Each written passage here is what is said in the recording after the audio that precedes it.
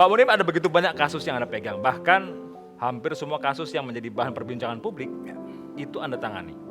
Di antara sekian banyak yang seru-seru itu, ada nggak yang paling berkesan? Entah karena apanya. Yang terakhir aja, Yang terakhir yang mana? kasus Waria, Antasari. Antasari. Kenapa menurut Anda berkesan? Oleh karena pada saat itu terdakwanya itu ada 9. Berarti saya 9 kali datang ke sidang.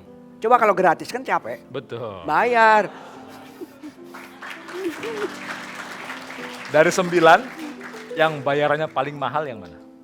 Ya sebetulnya kalau yang manggil, kalau dalam urutan KUHAP tuh tergantung levelnya. Kalau kan dibayar negara kan, kalau polisi yang manggil tentu negaranya polisi ya, Polri ya. Kalau di pengadilan jaksa yang manggil kan, jaksa kan. Bayaran dari jaksa sama Polri sama nggak? Jangan dijawab deh, jangan dijawab deh. Itu kalau dengan Rian gimana? Seru nggak? Wah itu seru juga tuh. Nah, jadi kalau pembunuhan itu bisa dibagi 2 yang paling gampang. Satu sebagai sarana, ya. Misalkan mau rampok bank, bunuh satpam, itu paling tembakan 1. Ya. Kedua pembunuhan sebagai pelampiasan emosional.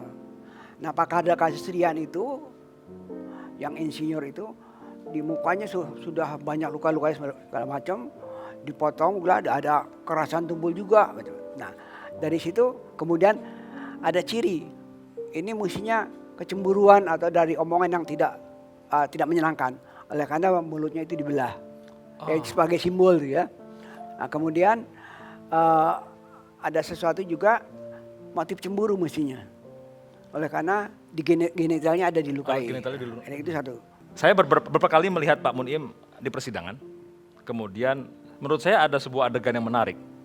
Karena selalu ketika Pak Hakim itu bertanya pada saksi ahli, ada sebuah kalimat yang menurut saya lucu, tetapi juga layak untuk diperhatikan. Yaitu Anda akan bilang atau bertanya, siapa yang bayar saya? Ya. Betul. Anda kok sepertinya mata duitan sekali Pak Munim. Itu masalah hak, diatur di undang-undang. Jadi saya minta hak saja, bukan cuma di pengadilan ya. Kalau Anda tahu kasus Trisakti, ada bentuk pansus tuh. Saya masih ingat ketuanya Pandana Baban. Saya ditelepon, Pak Munim jangan lupa ya besok ke pansus. Bayar nggak Pak? Nggak dibayar saya nggak datang. Ancamannya begitu ya? Iya, terus dia bilang begini, ini bukan pengadilan dok, ini pansus. Oh begitu, di KUHAP nggak ada pansus Pak, saya nggak datang. Undang-undang nggak ada. Nah, jadi ditunda tuh 1 minggu, dipanggil. Dibayar nggak Pak? Di hadapan fraksi-fraksi. Di depan persidangan pansus itu? Iya, baru penuh. Bayar nggak nih? Kalau nggak bayar saya keluar. Dibayar. Ya udah, 3 kali dibayar kan lumayan. Lumayan. Ini TV ada uangnya nggak nih? Udah ngerti dia. Tadi saya mendapat bisikan dari teman-teman di belakang, katanya ada yang mau kasih sesuatu untuk Pak Munim. Silakan, Pak Munim, terimalah sesuatu dari... Apa nih isinya? Bom. Terima kasih, silakan duduk. Silakan dibuka deh kalau gitu. Bukanya repot lagi. Udah terserah deh, iya kan. Tapi bisa mengganggu barang bukti nggak kira-kira ini? Perusakan seperti ini. Mesti pakai sarung tangan mestinya. Silakan tunjukkan. Oh ini. Buku. Yang mengarang adalah? Ini mah dari kakak saya nih mah.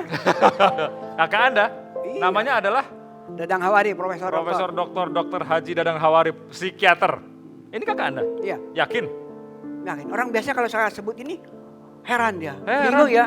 Satu kiai, satu preman. Ah itu dia. Pak Dadang Hawari. Assalamualaikum. Waalaikumsalam. Lah iya kan baru saja dibilang nih.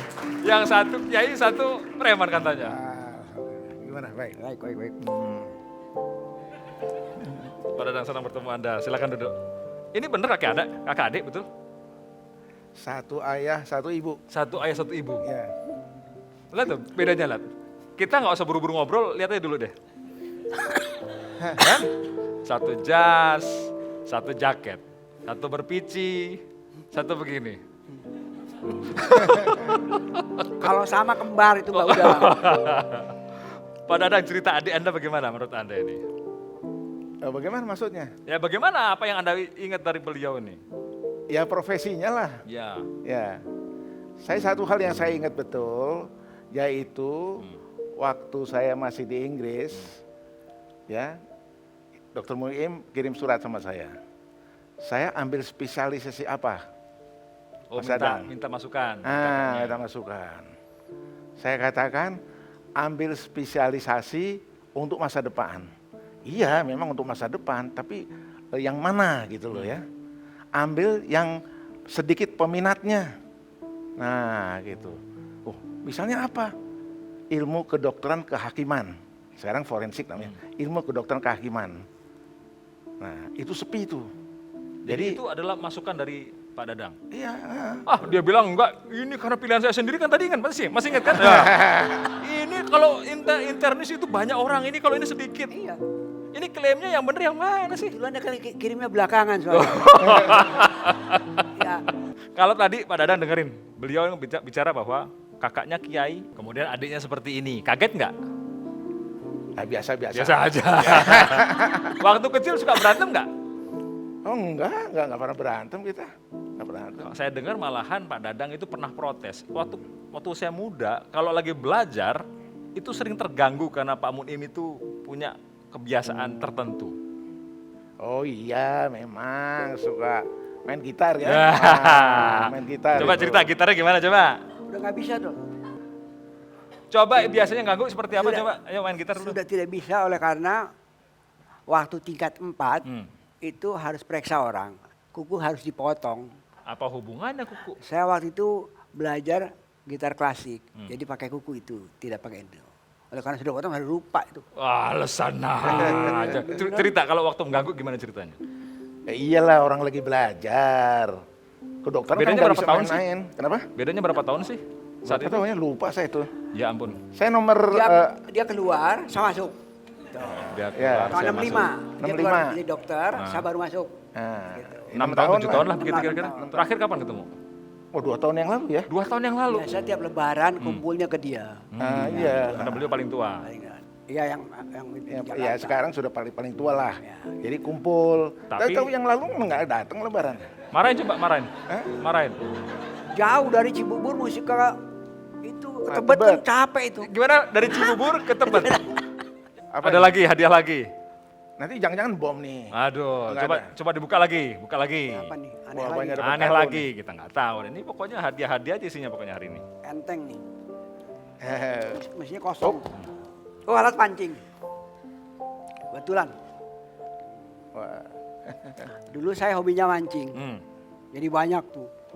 Suatu saat dipinjam oleh tetangga dari Mauk situ dia pergi. Di mau Tangerang. Iya, kapalnya terbalik. Hilang, nggak diganti. Ya Ya. udah saya stop. Sekarang masih mancing. Terakhir mancing kapan? Ya dengan anak saya itu. Kapan itu? Berapa tahun yang lalu, 3 tahunan mungkin. Sekarang tinggal mancing keributan begitu? Pak Dadang, kalau Anda memiliki kesan atau pesan kepada adik Anda yang bisa disampaikan kepada publik sehubungan dengan pekerjaan beliau, adakah sesuatu? Ya jadi amalkanlah ilmu untuk masyarakat yang banyak, gitu. Nah, ya kebenaran harus disampaikan, meskipun pahit gitu loh, di hadapan yang berkuasa begitu. Ada di kalangan ahli hukum, biasanya semboyannya meskipun langit runtuh, keadilan mesti tegakkan. Itu omong kosong aja itu, Oh. nggak realitas dunia itu. Wow. Jadi kapan kita harus ke kiri, harus ke kanan gitu. Salah satu fungsi forensik itu to protect society ya. Kalau kasus ini dibuka, rusuh lagi kan, tutup. Begitu.